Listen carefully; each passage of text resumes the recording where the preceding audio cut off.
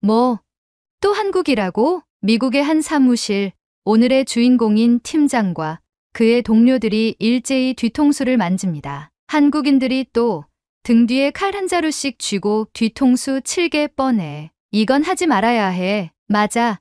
한국인들은 믿을게 못 된다니까. 동료들은 손살에 치며 한국에 대한 부정적인 인식에 극구 거부를 표명하고 있는데요. 도대체 이들은 한국에게 어떠한 원한이 있는 것일까요? 바로 지금 사연을 들어보겠습니다. 오늘의 사연 시작합니다. 안녕하세요. 저는 소피라고 합니다. 캘리포니아에 있는 중견 마케팅 회사에서 일하고 있어요. 입사한 지 5년이 넘었고 지금은 회사 내에서 마케팅 시장 확장을 담당하는 팀의 매니저로 일하고 있습니다. 여러 프로젝트를 맡으며 다양한 문화를 경험했지만 작년에 일어난 한 사건은 제 커리어에서 가장 강렬하고 충격적인 기억으로 남아 있어요. 그 사건은 단순한 프로젝트 실패나 성공의 문제가 아니라 사람과 사람의 신뢰에 대한 문제였기 때문이었죠. 몇 년 전 저희 회사는 중국 시장에 진출하기 위해 중국인 마케터 샤오민을 채용했습니다. 그녀의 이력은 정말 화려했어요. 그녀는 중국 대기업에서 다년간 일하며 여러 성공적인 프로젝트를 이끌었고 글로벌 프로젝트 경험도 풍부했죠. 그녀가 거쳐가던 프로젝트는 승승장구하였고 회사의 큰 이익 실현에 이바지했다는 자료를 본 후 초반에는 그녀의 합류가 팀의 큰 자산이 될 것이라고 생각했습니다. 사무실로 출근한 샤오미는 소통에 능했고 열정적이었으며 모든 일 처리를 빠르게 진행했습니다. 중국 주요 기업들과 관계를 심도 있게 구축하며 팀 내에서 중요한 역할을 맡으며 자연스레 팀에 녹아들기 시작했죠. 샤오민이 우리 팀에 합류했을 때는 모두가 그녀를 반겼습니다. 그녀는 이미 중국 시장에서 경험을 쌓은 베테랑이었고 여러 성공적인 프로젝트를 주도한 경력을 바탕으로 업무를 능수능란하게 진행했죠. 무엇보다도 그녀는 중국 내 주요 기업들과 깊은 신뢰를 쌓은 인물로 알려져 있었습니다. 당시 우리 회사는 아시아 시장 진출을 목표로 하고 있었기 때문에 샤오민의 합류는 팀의 큰 희망이었습니다. 샤오민은 업무에 즉시 적응하며 능력을 발휘하기 시작했습니다. 그녀는 중국 내 여러 중요한 기업들과 빠르게 계약을 체결했고 초기 몇몇 프로젝트는 그녀의 지휘 아래 성공적으로 마무리되었습니다. 역시 샤오민이야. 중국 시장에서는 이런 네트워크가 정말 중요하군. 팀원들 사이에서는 그녀를 향한 칭찬이 끊이지 않았어요. 저 또한 그녀가 팀의 든든한 기둥이 될 것이라고 믿었습니다. 그러나 시간이 지날수록 샤오민의 업무 방식에 의문을 품게 되는 일이 늘어났습니다. 그녀는 프로젝트를 진행하면서 점점 독단적인 태도를 보였습니다. 회의 중 팀원들이 제안한 의견을 대수롭지 않게 넘기거나 심지어는 무시하는 경우가 잦아지기 시작했죠. 중국 시장은 내가 더 잘 아니까 이 부분은 제가 알아서 처리하겠습니다. 그녀는 늘 이렇게 말하며 모든 결정을 주체적으로 진행하고 있었습니다. 그러던 중 중국의 한 뷰티 제조업체와의 계약 과정에서 문제가 발생했습니다. 샤오미는 이 업체와의 협력을 강력히 주장했지만 그 업체는 우리가 기대했던 것보다 조건이 훨씬 까다로웠습니다. 다른 업체들과의 계약 조건이 훨씬 나은데 왜 굳이 이 업체를 고집하는 거죠? 이 업체는 계약 조건에 문제점도 보이는 것 같은데요. 팀원들은 의문을 제기했지만 샤오미는 단호했습니다. 이 업체와의 계약이 중국 시장에서 신뢰로 다가올 것입니다. 중국에서 신뢰도가 쌓이게 되면 그 밖의 업체에서도 수월하게 계약을 진행할 수 있고요. 제가 책임지고 알아서 진행할 테니 이 문제에 대해서는 저를 믿고 더 이상 논의지 않아도 될 듯합니다. 모든 팀원들이 불안한 마음을 가지고 있었지만 결국 그녀의 주장대로 계약이 체결되었습니다. 처음에는 큰 문제가 없는 듯 보여서 저희가 했던 불안과 걱정들이 점차 사그러들기 시작했지만 시간이 지나면서 이 계약이 우리 회사에 끼치는 악영향이 점점 드러났습니다. 프로젝트는 협력업체의 까다로운 요구로 인해 계속 지연되었고 추가 비용이 발생하면서 회사의 재정적 부담이 커지기 시작했죠. 심지어 프로젝트 완성 가능성조차 불투명해졌습니다. 사그라들던 불안은 다시금 점화되었고 팀원들은 그녀의 일 처리 방식에 점점 불만을 터뜨리기 시작했습니다. 우리가 처음부터 경고했잖아. 이 계약은 무조건 문제가 생길 거라고. 왜 샤오미는 항상 자기 뜻대로만 하려고 하지? 이건 팀워크가 아니야. 저 또한 샤오민의 결정이 납득되지 않았지만 이미 진행 중인 프로젝트를 되돌릴 수는 없었기에 팀원들에게 정신 똑바로 차리고 순차적으로 하나씩 해결해 나가자고 했습니다. 그렇게 몇 달이 지나고 결국 프로젝트는 실패로 끝나버리게 되었습니다. 중국 업체의 일방적인 계약 해지로 인해서 저희 회사는 막대한 손실을 입었고 클라이언트와 투자자들의 신뢰도 급격하게 떨어졌습니다. 무엇보다도 팀 내 분위기가 최악으로 치닫기 시작했습니다. 샤오민의 독단적인 태도로 번진 프로젝트의 실패는 동료들 간의 신뢰마저 무너뜨렸죠. 결국 샤오민은 프로젝트 실패의 책임을 지고 회사를 떠났지만 그녀가 남긴 상처는 컸습니다. 사무실은 암울한 분위기의 연속이었고 회사에서도 저희 팀을 달갑게 바라보지 않았고 어디를 가든 수군거리는 분위기가 생기기 시작했습니다. 팀원들은 그런 분위기 속에서 어떻게든 문제를 해결하기 위해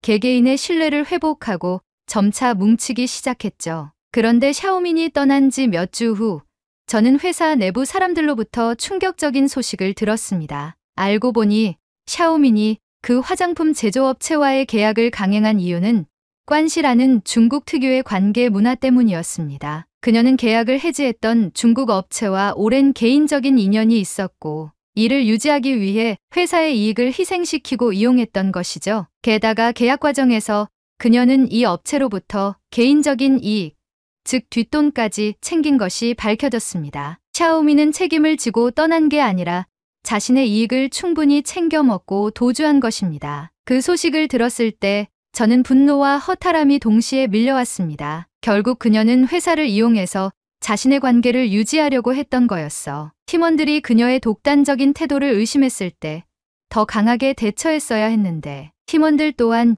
이 사실을 알게 된 후 샤오민을 떠나 중국에 대한 분노가 머리 끝까지 차올랐습니다. 회사가 흔들리는 모습이 지속되며 중국에 대한 단순한 분노는 아시아인 전체에 대한 부정적인 시각까지 커지게 되었죠. 그러던 어느 날 프로젝트 실패 이후 손실을 메우기 위해 불철주야 고생하던 팀에게 새로운 인재 채용에 관한 이야기가 들어왔습니다. 사장님이 저를 부르셨고 인원 보충을 위해 신입사원을 뽑았다고 했습니다. 하지만 저는 사장님의 말씀을 듣고 충격을 받을 수밖에 없었어요. 새로 뽑힌 신입사원은 바로 아시아인인 한국인이었던 것이었습니다. 이미 신입사원에겐 다음날 첫 출근 통보가 간 이후였고 저는 망연자실한 상태로 사무실로 복귀했습니다. 팀원들은 제 모습을 보며 의아해하며 이유를 물었고 저는 새로운 신입사원이 한국인이라는 것을 팀원들에게 전달했죠. 팀원들 사이에서는 샤오민의 일이 있고 난 이후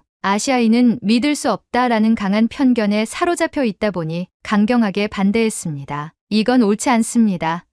매니저님, 이건 팀의 존폐와 연결된 중대한 사안이에요. 맞아요. 아시아인들이 여기에 와서 또 불미스러운 사건을 터뜨리게 된다면 우리 모두의 인생이 망가질 거라고요. 사장님이 우리 팀을 아시아인으로 하여금 와해시키려는 수작입니다. 저는 팀원들의 반대의 목소리에 머리가 지끈거렸습니다. 하지만 상부에서 떨어진 지시사항이고 책임을 져야 하는 매니저의 위치에 있다 보니 이를 받아들여야만 하는 제 현실이 너무 가혹했죠. 저는 팀원들에게 어쩔 수 없다는 것을 말하고 최대한 피해를 입지 않는 선에서 같이 일을 해야 할 수밖에 없는 상황이니 이해하라고 전했습니다. 팀원들은 제 말에 모두 침묵하였고 그중 한 팀원은 분노에 가득 찼는지 자리를 박차고 사무실 문을 쾅하고 열며 밖으로 나갔죠. 사무실의 분위기는 숙연해졌고 모두가 근심 어린 표정으로 자리로 돌아갔습니다. 그리고 다음날 사무실의 분위기가 엄청 무겁게 자리하고 있던 시점에서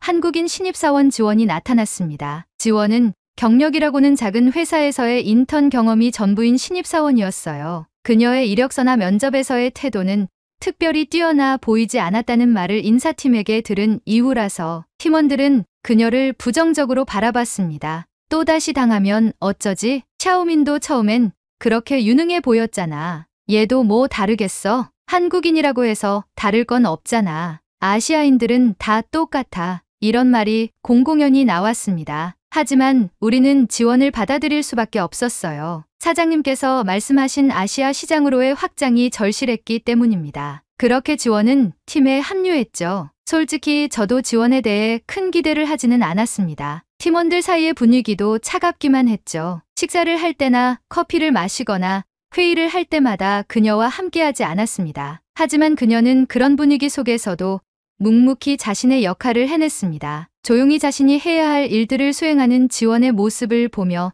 팀원들은 생각했습니다. 샤오민의 당차게 추진하던 모습과는 대비되는 모습인데 저러다 등 뒤에서 칼을 꽂힐 수도 있어. 조심해야 해. 그렇다기엔 묵묵히 자신의 할 일들을 명확하게 처리하는데 팀원들은 수군대며 지원의 일거수일투족을 지켜보기 시작했죠. 지원이 처음부터 두각을 드러낸 건 아니었어요. 그녀는 부족한 부분을 겸손하게 받아들이며 배워나갔고 항상 작은 수첩을 들고 다니며 모르는 것은 바로 메모하곤 했습니다. 한 번은 그녀가 제게 다가와 말했어요. 소피 매니저님, 이 부분이 잘 이해가 안 되는데 좀 더 설명해 주실 수 있을까요? 그녀의 태도는 진지했고 저를 존중하고 있었으며 스스로를 개선하려는 노력이 느껴졌습니다. 저는 지원의 행동이 부담스러워 말을 편하게 하라고 했고 지원은 천천히 편해지도록 하겠다고 했어요. 자신은 일을 하러 왔고 업무 체계에 적응이 될 때까진 시간이 필요하다고 오히려 제게 양해를 구했습니다. 그렇게 시간이 흘러가며 팀원들은 지원의 태도에 조금씩 주목하기 시작했습니다. 특히 그녀가 보여준 성실함과 끈기는 놀라웠죠. 그러던 어느 주말 우리는 중요한 프로젝트를 준비하느라 사무실에 모여 회의 중이었습니다. 주말까지 일해야 할 정도로 프로젝트는 급박했고 분위기는 무거웠어요. 그런데 그때 지원이 환한 얼굴로 사무실로 들어왔습니다. 여러분, 식사는 하셨나요? 제가 특별한 걸 준비했어요. 그녀는 보온 가방을 열며 김밥이라는 음식을 꺼내놓았습니다. 팀원들은 환하게 웃고 있는 지원의 표정에 의아해했고 당황하기 시작했어요. 지원은 말했습니다. 이 김밥, 제가 직접 만든 거예요. 다 같이 먹으면서 힘내요. 배가 고팠던 팀원이 먼저 김밥을 부랴부랴 손으로 집어서 먹었어요. 나머지 팀원들은 그의 행동이 마땅치 않아 보였지만 내심 그의 표현을 기대하고 있었죠. 김밥을 먹은 팀원은 놀라며 소리쳤어요. 이 음식 정말 담백하고 맛있어요. 얼른 드세요. 팀원의 말에 저와 나머지 팀원들은 김밥을 먹기 시작했어요. 김밥은 정말 맛있었어요. 그녀의 정성이 가득 담긴 음식을 나눠 먹으며 팀원들 사이에 처음으로 미소가 번졌습니다. 그 모습을 보며 지원도 한바구음을 짓고 있었죠. 피로했던 분위기가 조금씩 풀리며 대화가 이어졌죠. 지원, 이런 건 정말 고맙다. 덕분에 힘이 나네. 맞아. 아주 건강한 음식으로 배를 채운 것 같아. 맛있는 음식을 준비해줘서 고마워, 지원. 그날 이후로 팀원들은 지원을 조금씩 다른 시선으로 보기 시작했습니다. 하지만 그럼에도 불구하고 지원에 대한 팀원들의 불신이 완전히 사라진 건 아니었습니다. 그럼에도 그녀는 굴하지 않고 자신이 해야 할 것들을 포기하지 않았어요. 그녀는 항상 남들보다 더 열심히 일했고 밤늦게까지 남아 일을 마무리하는 모습을 보였습니다. 한 번은 제가 늦게까지 사무실에 남아 있다가 우연히 지원이 조용히 앉아있는 모습을 봤습니다. 책상 위에는 수많은 자료가 펼쳐져 있었고 그녀는 작은 램프 불빛 아래에서 몰두하고 있었습니다. 지원, 아직 퇴근 안 했어? 제가 물었을 때 그녀는 밝게 미소를 지으며 대답했습니다. 네, 오늘 이 부분은 꼭 끝내고 싶어서요. 제게 주어진 첫 임무인데 잘 마무리하고 싶어요.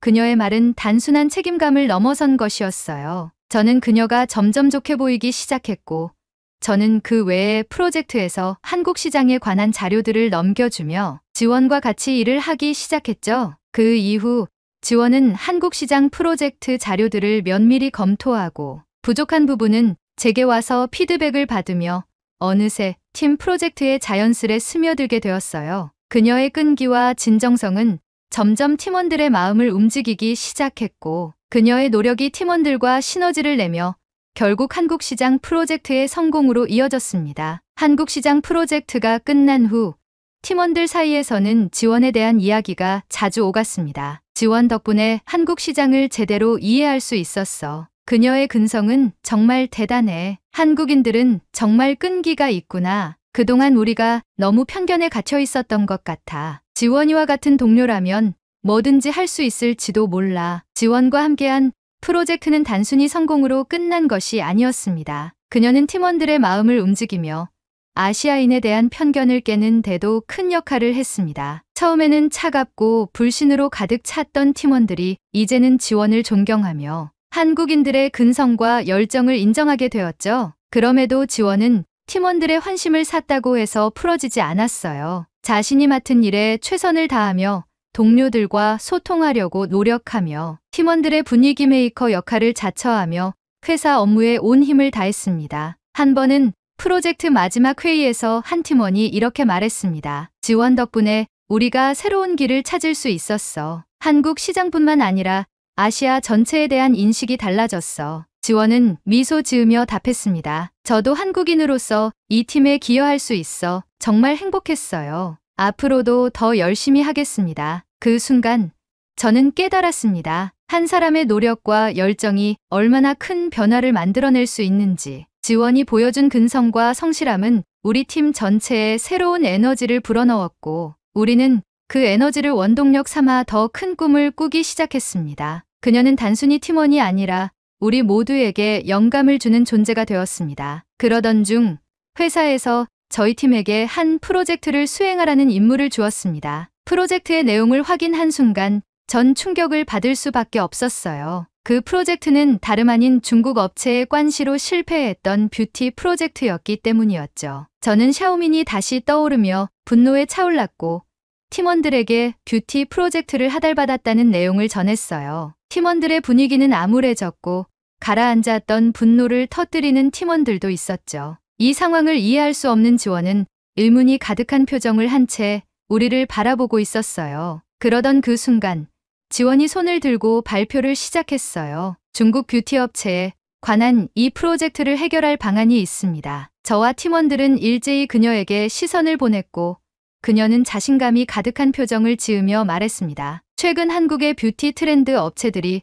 중국의 공장과 밀접한 연관을 가지고 뷰티 제품들을 대량 출시하고 있잖아요. 한국의 뷰티가 세계적으로 사랑받기 시작하는 조짐도 보이고 있어요. 한국의 K-팝 아이돌들의 메이크업을 따라하기 위한 젊은 세대를 타겟으로 해서 한국의 뷰티 업체의 경로를 타고 중국 시장으로 진출하는 프로젝트로 라인업을 하면 어떨까 합니다. 그녀의 똑 부러지는 말은 신뢰를 얻기에 충분했어요. 지원의 말처럼 한국의 K-뷰티가 인기를 얻고 있었고 미국의 몇몇 지역에 한국의 화장품 업체들이 입점하고 있던 시기였거든요. 팀원들도 그녀의 프로젝트 방향성에 호감을 얻기 시작하고 우리는 지원의 의견을 수렴해서 프로젝트를 진행해보기로 결심했죠. 지난 중국 뷰티 프로젝트의 실패를 회복하고 우리 팀이 다시 도약하기 위해 모두가 최선을 다해 프로젝트에 매진했어요. 한국의 화장품 업체와 유통업체, 중국과 연계된 공장 및 물류 시스템들을 면밀히 검토하며 프로젝트 성공에 대한 박차를 가했죠. 지원은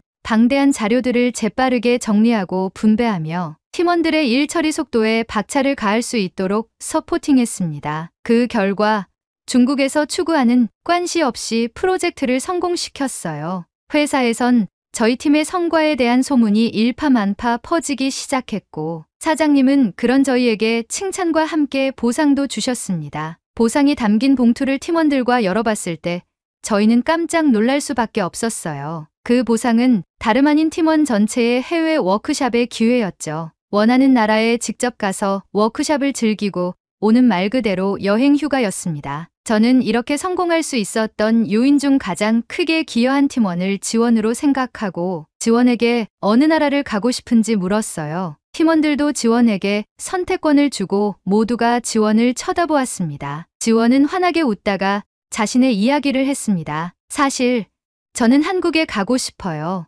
저와 동료들은 의아했어요. 다른 좋은 여행지도 많은데 굳이 자신의 나라를 고른 지원이 이해가 안 되었죠. 하지만 그 이후 이어진 지원의 말에 모두가 고개를 끄덕거릴 수밖에 없었습니다. 미국에서 유학을 마치고 회사까지 들어와서 일만 하며 지내다 보니 부모님을 뵙지 못한 시간이 너무 길어요. 저는 차라리 따로 비행기 값을 지불하고 한국에 다녀오고 싶어요. 매니저님과 동료들은 여행을 원하는 나라로 가셔도 돼요. 워크샵 기간 동안 조용히 다녀올게요. 허락해 주세요. 그녀의 눈은 금방이라도 눈물이 흐를 것 같았고 그녀의 진정성 어린 마음이 우리들을 흔들기 시작했습니다. 저는 그녀의 모습을 말없이 지켜보다가 말했어요. 한국이 우리 프로젝트를 성공시켜줬으니 한국으로 여행을 가서 업체에 감사함을 전해보는 것은 어떨까?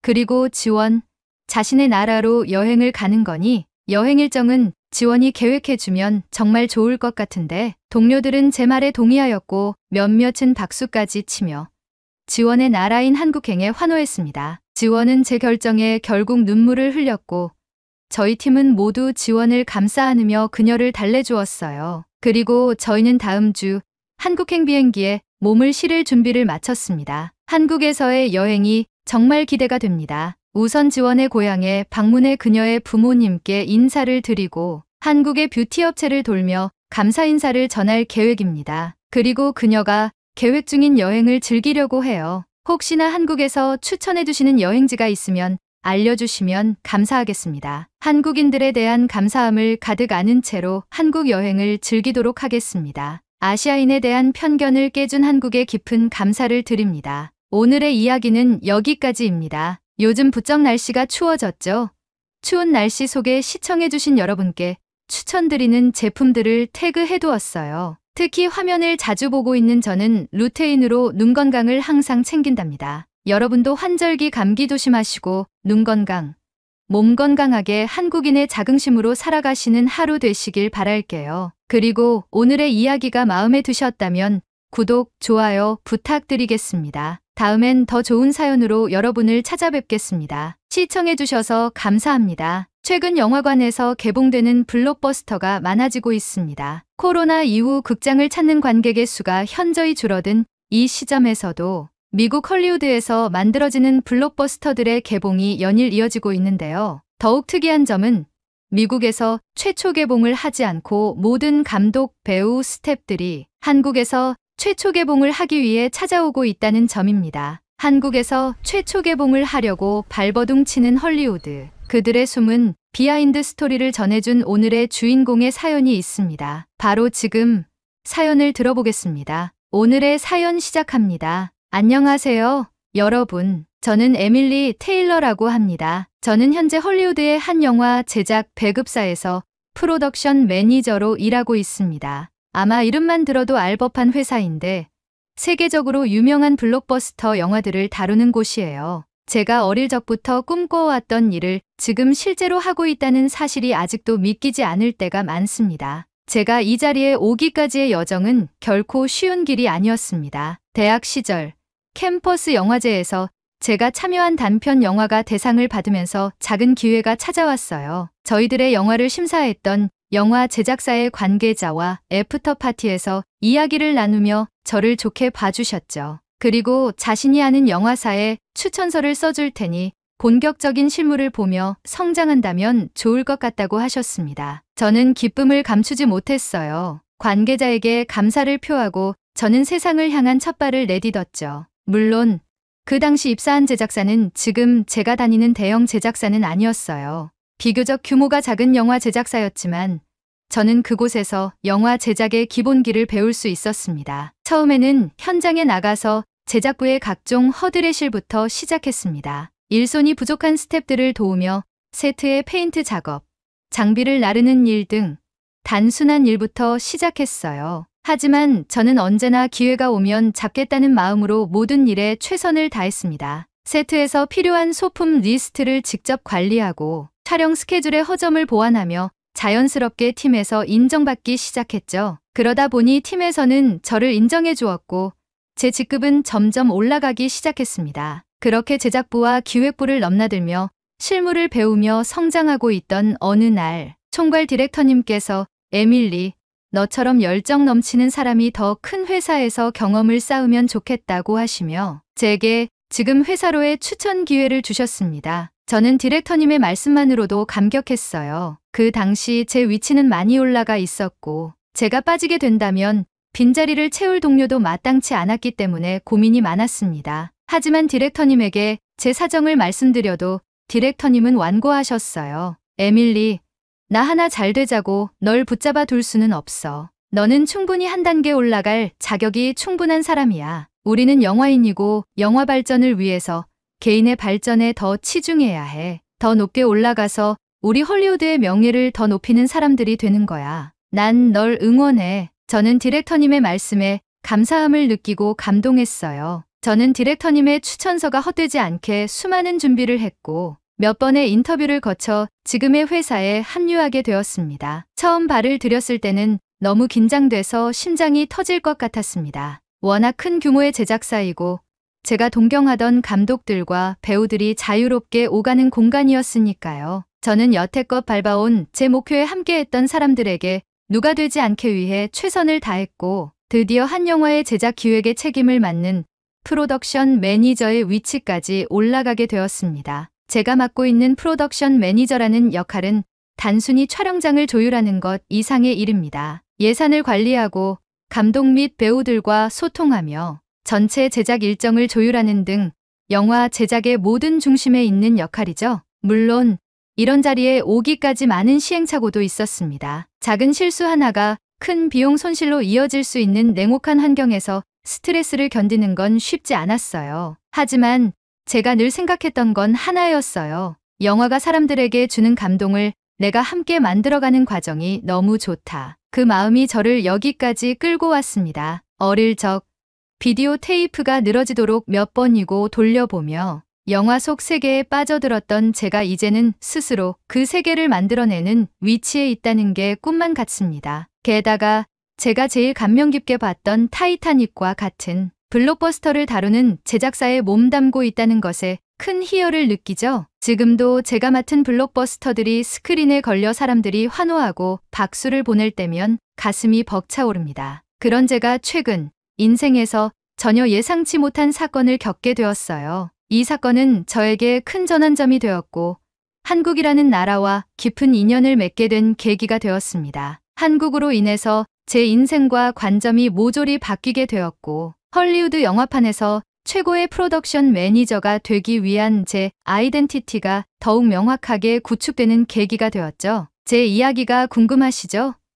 영화 같은 제 인생의 영화의 한 장면에 여러분을 초대합니다. 2년 전 저희 회사에서는 역대급 블록버스터 영화 제작에 착수했습니다. 이 작품은 세계적으로 유명한 감독과 배우들 그리고 실력 있는 연출진들이 합심해서 만드는 야심찬 프로젝트였죠. 감독님과 스텝진 그리고 제작 및 기획 크루가 프리프로덕션을 진행할 때 저 역시 프로덕션 매니저로서 제작의 전반적인 흐름을 관리하며 최선을 다하고 있었습니다. 이 영화는 단순히 예술 작품을 넘어 회사 차원에서도 꼭 흥행해야만 하는 중요한 작품이었습니다. 코로나 팬데믹 이후 전 세계 영화계는 크게 흔들렸어요. 영화관을 찾는 관객 수는 현저히 줄어들었고 심지어 개봉을 연기하며 이후에 진행해야 될 영화 제작의 차질까지 발생했죠. 영화를 개봉하고 판매 수익을 실현시켜야 그 수익을 재투자하여 영화를 제작하는 선순환이 막히게 되며 영화계는 그야말로 힘든 나날을 보냈어야 했습니다. 하지만 코로나 팬데믹이 사그러질 때쯤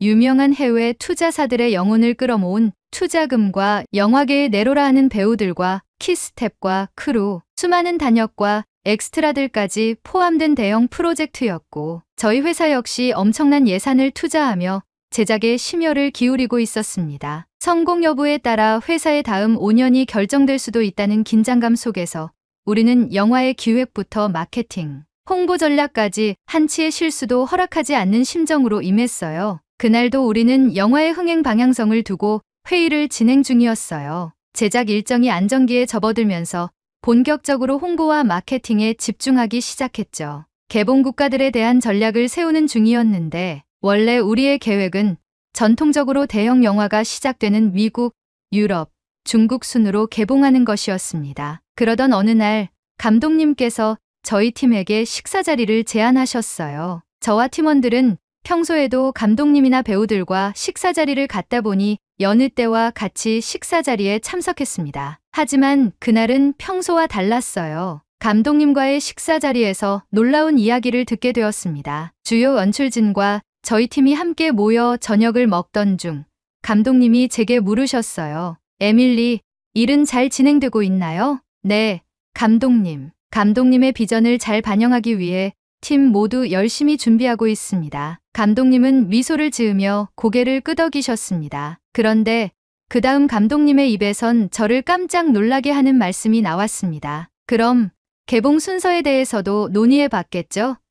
저는 이 영화의 최초 개봉 국가를 한국으로 바꾸고 싶습니다. 그 순간 식탁 분위기가 잠시 얼어붙었어요. 원래 계획은 미국과 유럽, 그리고 중국이었으니까요. 한국은 세계 영화 시장 점유율 6위에 불과했고 최초 개봉 국가로 선택할 이유가 명확하지 않다고 생각했죠. 한국이요?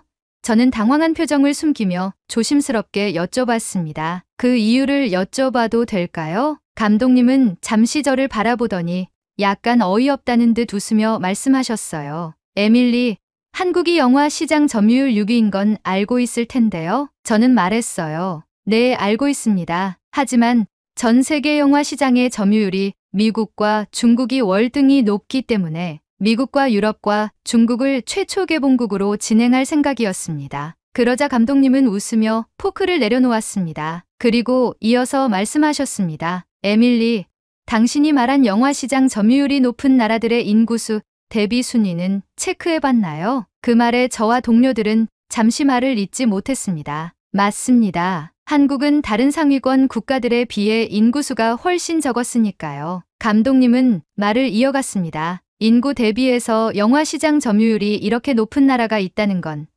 그만큼 영화를 즐기는 관객이 많다는 거겠죠? 그만큼 한국의 문화 콘텐츠 소비력은 세계에서 알아줄 정도입니다. 당신도 넷플릭스를 보죠?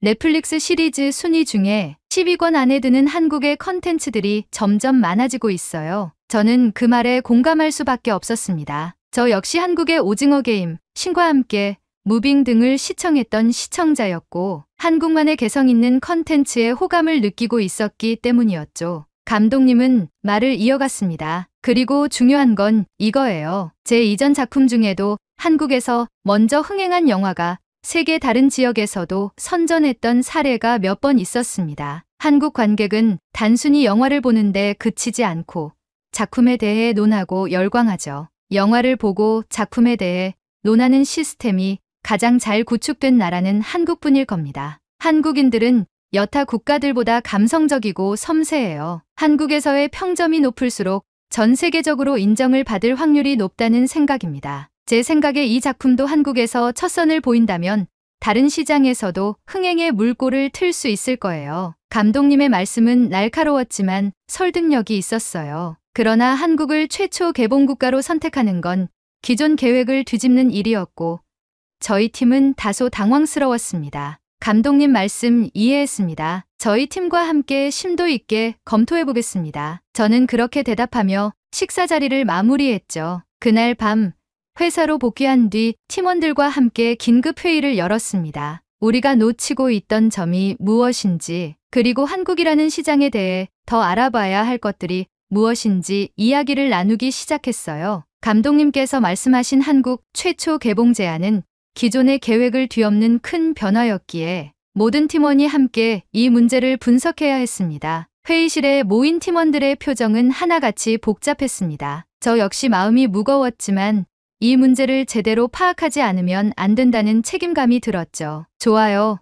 모두 집중해주세요. 제가 입을 열며 말했습니다. 감독님이 한국을 최초 개봉국가로 제안하셨습니다. 여러분도 들으셨듯이 이는 단순한 제안이 아니에요. 우리 영화의 마케팅과 개봉 전략 전반을 재조정해야 하는 중요한 문제입니다. 그만큼 이유가 분명해야겠죠. 그래서 우선 한국 영화 시장에 대해 철저히 분석해 봅시다. 팀원들은 알겠다고 말하고 각자 맡은 부분을 정리하기 시작했습니다. 며칠 동안 팀원들은 밤낮 없이 자신이 맡은 주제에 대해 철저히 분석했습니다. 피곤한 눈을 비벼가며 각자 자료를 조사하고 관련 데이터를 수집하며 이번 회의에서 모든 것을 공유할 준비를 마쳤죠. 드디어 팀원들이 모여 발표를 시작하는 날이 되었습니다. 제가 회의를 시작하며 말했습니다. 여러분, 지난 며칠 동안 수고 많으셨습니다. 오늘은 각자 준비한 내용을 공유하고 한국을 최초 개봉국가로 선정할지에 대한 결론을 내릴 중요한 날입니다. 여러분의 의견과 분석을 듣고 나면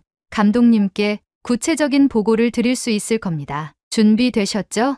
먼저 애슐리가 발표를 시작했습니다. 애슐리는 데이터 분석 전문가로 항상 정확한 통계와 인사이트를 제시하는 팀원이었죠. 한국 관객들의 영화에 대한 열정은 정말 놀라운 수준입니다. 팬데믹 이전인 2019년을 기준으로 보면 한국 관객 1명당 평균 4.37편의 영화를 관람했습니다. 이건 전 세계적으로도 최고 수준이에요. 반면 미국은 3.8편, 프랑스는 3.1편, 일본은 1.2편에 불과했죠. 한국이 인구가 5천만 명에 불과한데도 세계 영화 시장 점유율 6위를 차지한 건 이런 관람 빈도 덕분입니다. 또한 한국 관객은 영화에 대한 피드백을 소셜미디어나 리뷰 플랫폼에 공유하는 데 매우 적극적입니다. 이건 단순한 관람을 넘어 영화가 어떻게 수용되는지 빠르게 파악할 수 있는 장점으로 작용하죠. 모두가 고개를 끄덕이며 그녀의 발표를 경청했습니다. 다음은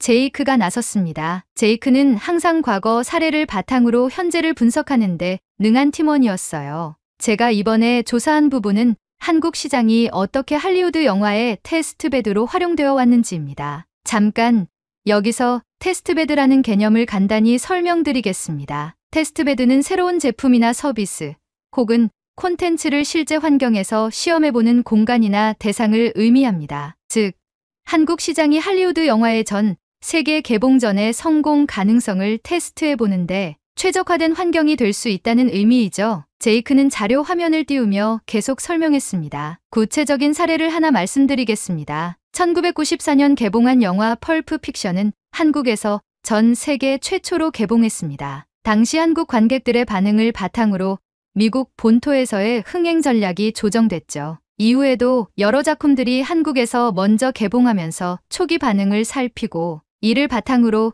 글로벌 마케팅 전략을 세운 사례가 많습니다. 제이크의 말에 우리는 다시 한번 감독님의 직감이 단순한 감각이 아니었음을 깨달았습니다. 또한 최근 사례를 보면 아바타2와 같은 대작들도 한국에서 먼저 개봉하며 반응을 살핀 후 글로벌 개봉을 진행했어요. 한국에서 긍정적인 반응이 나온다면 다른 국가에서도 흥행 가능성이 높아진다는 점을 할리우드 제작사들은 잘 알고 있습니다. 제이크는 자신 있게 결론을 내렸습니다. 테스트베드로서 한국이 주목받는 이유는 단순히 시장 규모 때문만이 아닙니다. 적극적인 소비 성향, 빠른 입소문, 꼼꼼한 리뷰와 평가를 통해 영화가 어떤 반응을 얻을지 미리 살펴볼 수 있는 환경을 제공하기 때문이죠. 모두가 고개를 끄덕이며 그의 발표를 경청했습니다. 리사는 글로벌 영화 시장에 대한 통찰력을 가진 팀원이었습니다. 그녀는 한국 시장을 중국과 일본과 비교하며 한국의 강점을 설명했습니다. 중국은 시장 규모는 크지만 정부의 규제와 폐쇄성 때문에 할리우드 영화가 제대로 개봉하기 힘든 경우가 많아요. 일본은 또 다른 문제입니다. 일본은 극장 환경이 간랍하고 수화되었다는 말이 있을 정도로 세계적인 흥행 흐름과 동떨어져 있어요. 개봉이 느리거나 시장 자체가 폐쇄적이죠. 반면 한국은 세계 시장과 긴밀하게 연결되어 있고 빠르게 새로운 콘텐츠를 소비합니다. 글로벌 트렌드에 민감하며 적극적으로 콘텐츠를 수용하는 관객층이 있다는 점이 큰 강점입니다. 마지막으로 로라가 발표를 이어갔습니다. 그녀는 감독님의 의견을 중심으로 과거의 성공 사례를 연결지어 설명했습니다. 감독님께서 말씀하신 것처럼 한국에서 성공한 영화들이 글로벌 시장에서도 좋은 성과를 낸 사례가 많습니다. 트랜스포머 시리즈가 한국에서 먼저 개봉한 뒤 세계적으로 흥행한 사례가 대표적이죠. 감독님은 이러한 과거 사례를 기반으로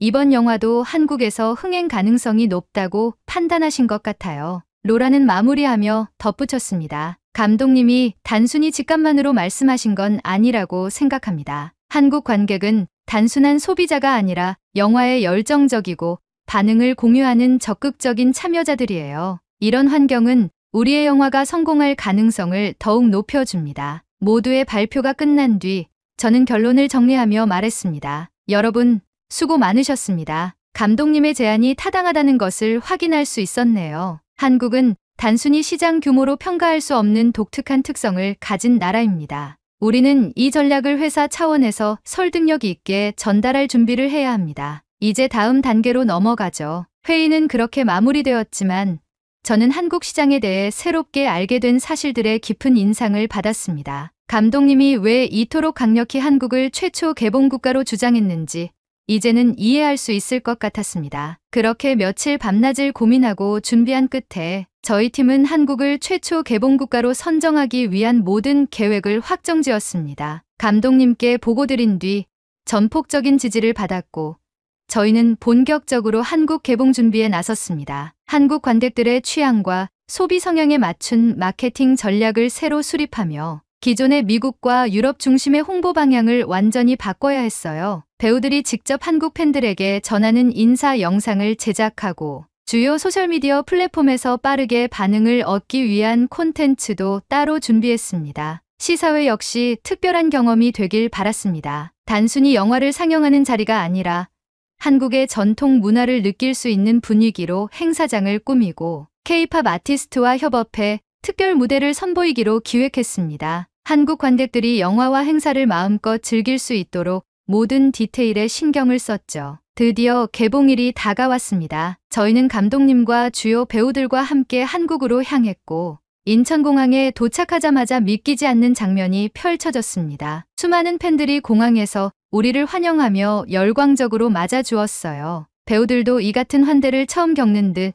눈이 휘둥그레졌고 저 역시 감격스러워 순간 울컥했습니다. 시사회는 그야말로 성공적이었습니다. 영화를 보는 동안 관객들의 몰입도는 놀라울 정도였고 엔딩 크레딧이 올라가자마자 터져나온 박수 소리에 저는 눈물이 날 뻔했어요. 영화의 첫 공개를 이렇게 감동적으로 마칠 수 있다는 게 믿기지 않을 정도였습니다. 행사가 끝난 뒤 축하 자리를 가졌는데 그 자리에서 감독님께서 저를 불러 이야기를 나누셨습니다. 에밀리, 이번 결정이 쉽지 않았을 텐데 당신과 팀원들이 제 의견을 반영해줘서 이런 멋진 결과를 만들 수 있었어요. 정말 고맙습니다. 감독님의 말에 저는 웃으며 대답했습니다. 감독님, 처음엔 걱정도 많았지만 한국에서 개봉한 뒤로 모든 게 명확해졌습니다. 감독님 덕분에 저희도 새로운 배움과 경험을 얻을 수 있었습니다. 정말 감사합니다. 감독님은 이어서 한국 관객들에 대한 칭찬을 아끼지 않으셨습니다. 한국 관객들은 정말 특별합니다. 인천공항에서부터 뜨거운 환대를 받았고 시사회와 언론 인터뷰에서 만난 사람들 역시 인상적이었어요. 인터뷰어와 MC들은 제 영화 철학과 내용을 깊이 분석하며 날카로운 질문을 던졌고 배우들조차 이런 경험이 처음이라고 하더군요. 한국의 팬들은 물론이고 시설, 음식, 고유한 문화까지 모든 것이 우리에게 감동을 줬습니다. 그 말을 들으며 저는 가슴이 뭉클해졌습니다. 한국 관객들이 보여준 사랑과 열정이 이 모든 성공의 시작점이 되었음을 실감했죠. 그렇게 화기애애한 분위기 속에서 축하 자리를 마치고 저희는 미국으로 돌아와 각 주를 돌며 개봉 기념 시사회를 진행 중에 있습니다. 한국에서의 성공은 소셜미디어를 통해 아직 시사회를 돌지 않은 다른 개봉 국가들에서도 긍정적인 반응으로 이어지고 있습니다. 현재 저희 영화는 손익분기점을 훌쩍 넘어서 흥행가도를 달리고 있습니다. 이 모든 시작이 한국에서 비롯되었다는 점을 생각하면 감사한 마음이 가득합니다. 한국 관객들이 보여준 열정과 사랑이 없었다면 이 모든 것이 가능하지 않았을 겁니다. 여러분도 이 영화를 보신다면 여러분만의 이야기를 함께 나눠주셨으면 좋겠어요. 영화가 무엇인지 궁금하시죠? 헐리우드의 발전을 위해 영화명은 밝히지 않겠습니다. 전 세계에서 피땀 어린 노력으로 만들어지는 영화들에게 많은 관심 부탁드리겠습니다. 여러분의 사랑이 곧 저희들에게 큰 힘이 되니까요. 영화가 주는 힘은 이렇게 사람들을 이어주는 데 있다고 믿습니다. 감사합니다. 대한민국. 오늘의 이야기는 여기까지입니다. 요즘 부쩍 날씨가 추워졌죠? 추운 날씨 속에 시청해주신 여러분께 추천드리는 제품들을 태그해두었어요. 특히 화면을 자주 보고 있는 저는 루테인으로 눈 건강을 항상 챙긴답니다. 여러분도 환절기 감기 조심하시고 눈 건강, 몸 건강하게 한국인의 자긍심으로 살아가시는 하루 되시길 바랄게요. 그리고 오늘의 이야기가 마음에 드셨다면 구독, 좋아요 부탁드리겠습니다. 다음엔 더 좋은 사연으로 여러분을 찾아뵙겠습니다. 시청해주셔서 감사합니다.